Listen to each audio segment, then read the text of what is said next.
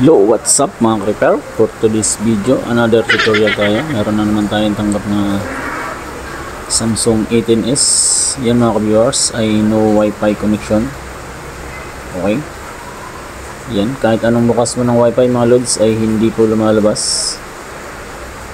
Yan mga lods, pina-check na daw to, ay ang sabi daw ay change sa wifi IC mga lods. Pero may technique tayo nito mga lods, hindi muna tayo mag-change ng wifi IC at hindi rin natin i-reliable mga lods.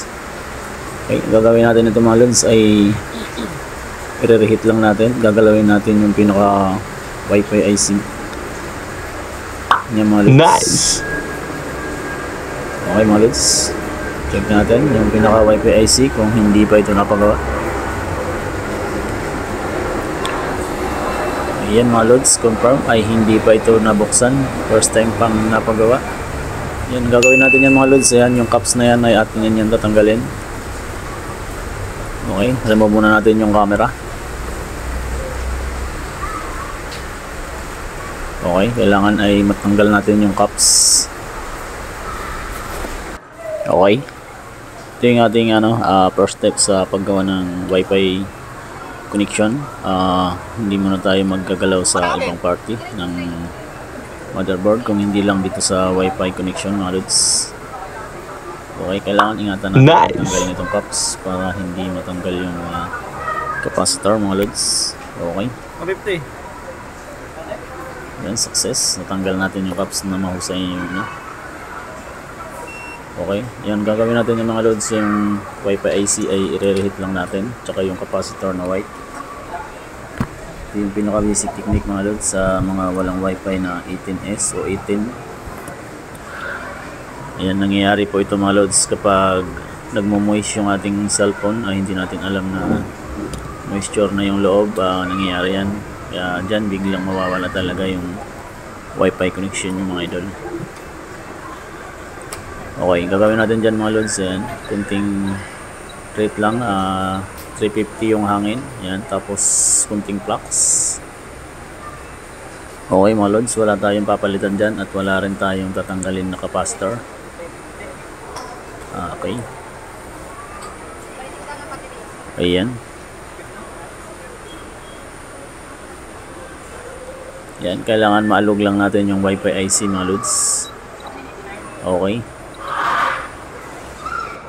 Okay mga lods, sa mga nakapanood pala nitong video na to, PM lang kung mayroon man kayong ganitong problema na walang wifi, walang connection at walang bluetooth, PM lang mga lods. Dito lang ako sa Pure Gold Tuktukan Taguig. Yan, sa third floor. Okay. Yan, okay. Yan. Ang init natin ito mga lods pag nag-rate tayo ay 350. Yan, kailangan ay hindi natin malakas para hindi tatalsik yung capacitor. Okay mga lods, try na natin. Yan mga lods, wala tayong tinanggal dyan at wala rin tayong pinalitan. Yan, makikita natin dyan mga lods ay 100% lalabas na yung wifi connection niya. Okay, lagyan natin ng tape para safe yung board. Okay, try na natin mga lods, walang kukurap. Okay mga lods, please like, share na rin sa ating video, TG Pong TV Vlogs. Please subscribe. Okay, try na natin para isang gawa na lang mga lods. Yan, napagawa na rin to dati. Yung lock sa battery ay hindi na ito na ibalik mga lods.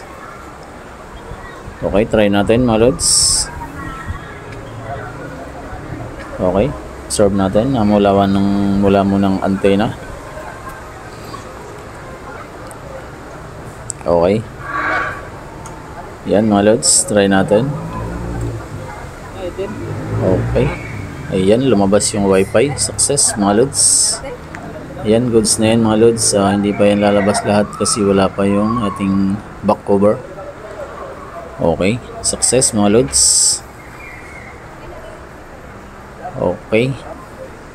Okay, kabit muna natin yung back cover para malaman natin na goods. Yan.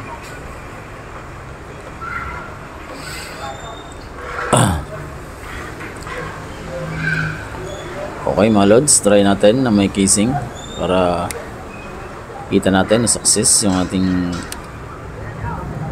tutorial mga lods. Okay. Ayan, success mga lods. 100% goods. Okay. Okay mga lods, success. Huwag makakalimutan mag-like, mag-share sa ating channel. Okay, please subscribe. Okay, success mga lods, goods. Okay, hanggang dito na lang. Bye-bye. Nice!